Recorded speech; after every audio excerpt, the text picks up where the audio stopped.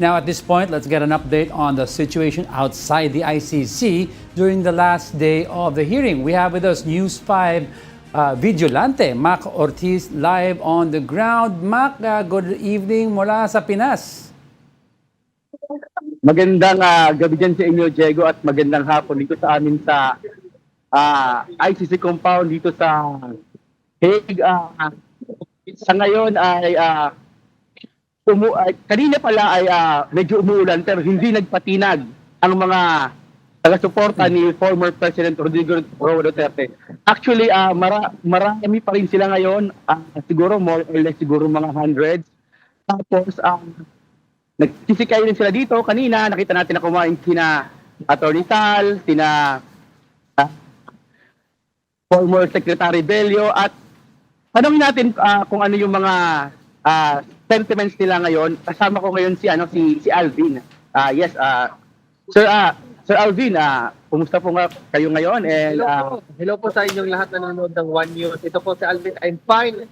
I am calm together with fellow Pro Duterte supporters. Nandito po kami sa labas ng International Criminal Court. Nagtitipon-tipon, nagpapakita ng aming presensya para sa suporta at pagmamahal kay dating Pangulong Rodrigo Duterte, while we are also following the proceedings happening inside the court. Sir Alvin, tanong lang, positive ba kayo na pansamantalang makakalaya si former President? Sir, I think the discretion of that decision lies within the court. The judges actually know. Pero ako, sir, hearing the defense team argue or actually challenge the sufficiency of the evidence presented by the prosecution is to me, in the least, should be granted or be heard by the court itself. Kasi talagang nirefute ni Atty. Nicolas Cafuan lahat ng mga allegation kay dating Pangulong Rodrigo Duterte, and that the evidences are not sufficient in the least, just to put it out there.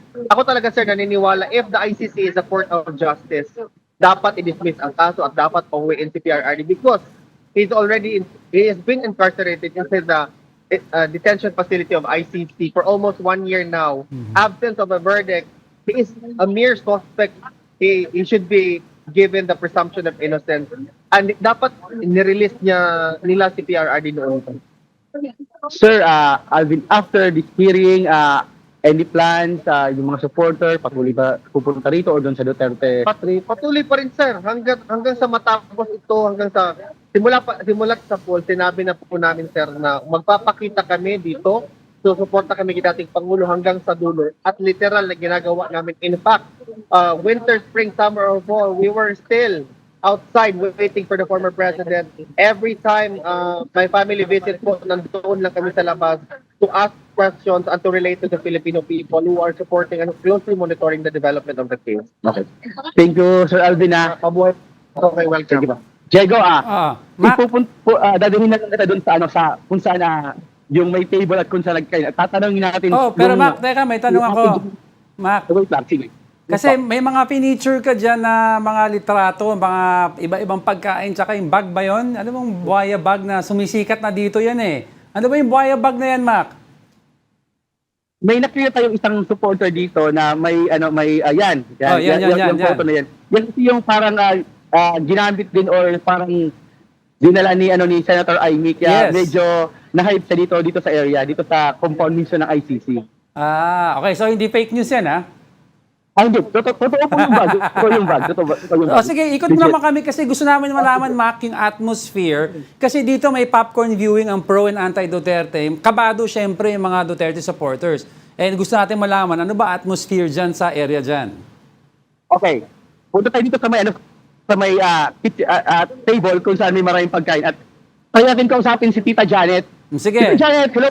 Tita Janet, hello po. Hello po. Ito po si Diego from the Philippines po. Ang tanong niya po ay, ano daw po yung sekreto niyo dun sa humba?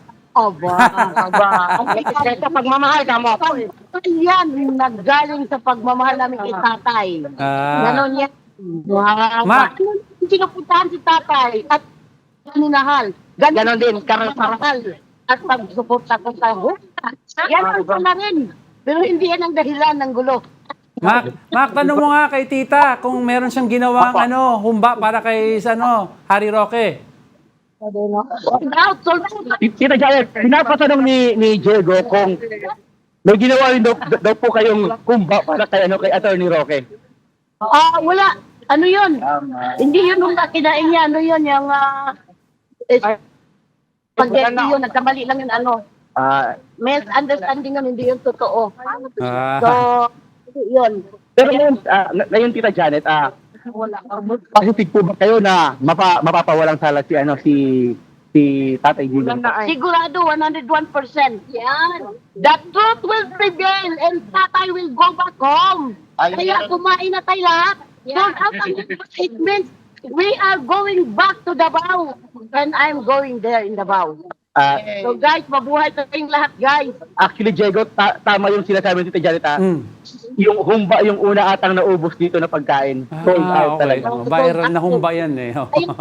Kagayan, itong last day ng hiling ni Tatay, kaya nagluto ako ng humba, talagang kailangan matikman ng madla. Dahil ang pagluto yan, may pagmamahal na galing kay Tatay. Ayan yan.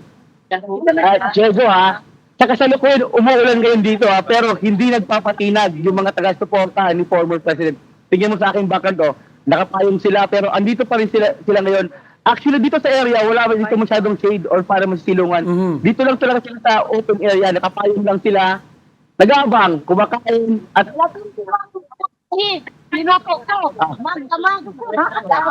So Mac, correct me if I'm wrong, parang ang dating dyan is parang hindi trial ang binabantay nila, parang very festive. Parang may party, street party. actually, tama kayo, Diego. Napaka-festive ng vibe dito. Kasi kumakain sila, nagkakape, tapos nag-share ng mga merch na merong logo ni former President. Actually, yung mga parang nila dito, may mga logo ng former President. Look at this one, Diego. This one. Okay. Bring PRRD home. Tapos may nakita pa ako, Mac, si Duterte, yung dog. Di ko actually siya nakita kanina, pero parang meron na ata. Di ko lang talaga sure kasi marami rin akong kinukuha. Pero napakaraming pagkain dito. Sabi ni Tita Janet, 15 daw na po tayo yung kanyang niluto. Today. Ngayon, ang tanong dyan, Mac, yung mga other side of the fence naman, yung mga anti-Duterte, mayroon pa ba silang gathering tulad niyan? Kanina, galing tayo doon sa siguro mga 20 meters from this ICC steps, doon sa entrance ng ICC entrance. Nung umaga lang natin nakita yung mga anti-Duterte, pero ngayon wala tayong nakita doon ngayon. Tapos, yung balita ko, si Attorney Panelo, napasarap daw ang mga tikim dyan ng pagkain. Yes, actually, ngayon lang ata natin dinatayin sa live report na hindi kumakain si Atty. So, for consecutive days, nalalive na rin si Atty. Sal na kumakain. Kasama niya kanina si Sec Bello at si Atty. Delgra. At tinan natin si Sec Bello kung masarap daw yung humba. Ang sabi niya daw ay lami. Lami, ibig sabihin Lami. masarap. Masarap.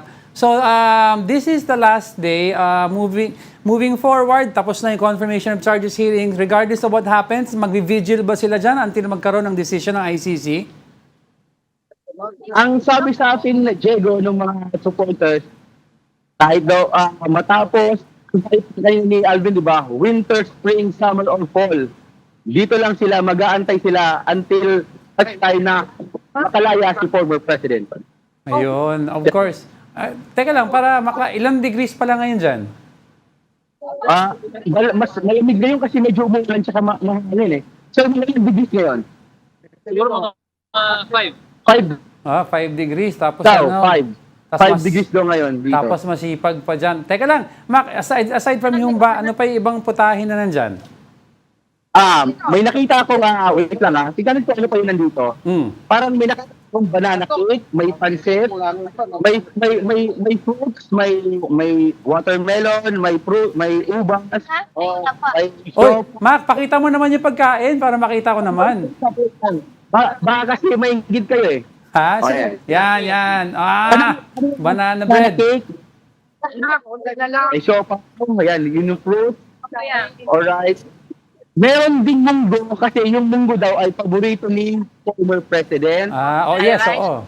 May kanin pa dito. Tapos, yan, may ginataang papay. Ayan, tawag ito, kalabasa na may sitaw. Ito pa, hotdog. May hotdog din. May coffee. Para sa mga Pero Diego talaga, sobra. Ang unang naubos talaga dito yung munggo. Libre lahat yan, ha? Yes, libre. Ang sabi nila, either you're pro Duterte or under Duterte, pumunta ka rito, kumain ka, there's nothing wrong. O yan, so may mensahe yan, ha, Mac? Galing sa iyo yan, ha? Anti-Duterte, pwede kumain dyan. Oh, yun ang sabi ng mga nakausap ko. Everyone's welcome here. Ayun. O sige, well, thank you, Mac, ha? Pero keep us updated kung ano yung mga kaganapan dyan. I will get back to you when we can. But for now, maraming salamat ang ating News 5 Videolante, Mac Ortiz.